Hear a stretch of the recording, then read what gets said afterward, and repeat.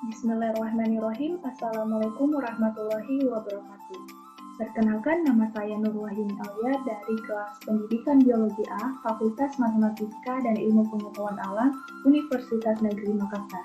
Pada kesempatan kali ini, saya akan sharing ke teman-teman kalian mengenai bela negara di tengah wabah COVID-19 yang pada saat ini tengah melanda negara Indonesia. Yang pertama yang perlu kita ketahui bersama, apa sih arti dari bela negara itu sendiri? Jadi, menurut Undang-Undang Republik Indonesia Nomor 3 Tahun 2002 tentang Pertahanan Negara, bela negara ialah sikap dan perilaku warga negara yang dijiwai oleh kecintaannya kepada negara kesatuan Republik Indonesia yang berdasarkan Pancasila dan Undang-Undang Dasar 1945 dalam menjalin kelangsungan hidup bangsa dan negara yang seimbang. Selanjutnya yaitu jenis-jenis dari bela negara. Jadi jenis-jenis bela negara itu ada dua. Yang pertama bela negara secara fisik dan secara non-fisik. Jadi yang pertama itu bela negara secara fisik yaitu dengan cara memanggul senjata sebagai usaha pertahanan dalam menghadapi serangan atau agresi musuh. Yang kedua bela negara secara non-fisik yang merupakan segala upaya untuk mempertahankan NKRI dengan cara meningkatkan kesadaran berbangsa dan bernegara, menanamkan kecintaan terhadap tanah air, salah satunya diwujudkan dengan sadar dan taat membayar pajak, serta berperan aktif dalam memajukan bangsa dan negara, termasuk penanggulangan ancaman dan lainnya. Selanjutnya yaitu bagaimana urgensi dari bela negara dengan pandemi COVID-19 yang dialami Indonesia pada saat ini. Jadi COVID-19 itu ialah penyakit yang ditimbulkan oleh infeksi virus corona baru yang berasal dari corona. Namun halnya jenis virus yang menyebar kali ini belum pernah ada sebelumnya. Kemudian, seperti juga infeksi jenis virus corona lainnya, virus corona baru ini menular pada manusia melalui hewan.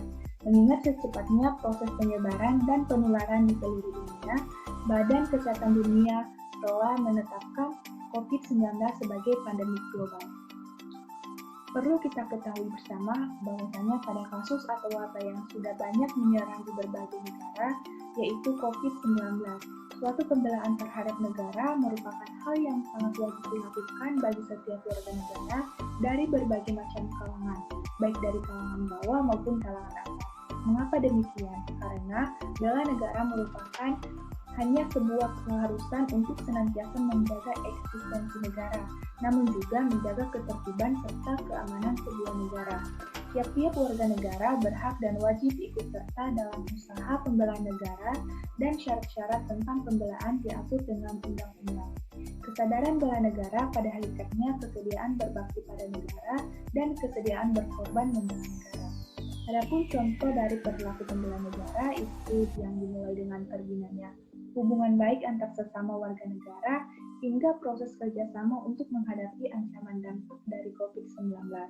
Hal ini merupakan sebuah bukti adanya rasa nasionalisme yang diwujudkan ke dalam sebuah sikap dan perilaku warga negara dalam posisinya sebagai warga negara. Mengingat kondisi wabah virus COVID-19 di Indonesia yang belum surut sampai sekarang, ada beberapa cara nih yang perlu kita ketahui bersama dalam menghadapi atau menanggulangi COVID-19.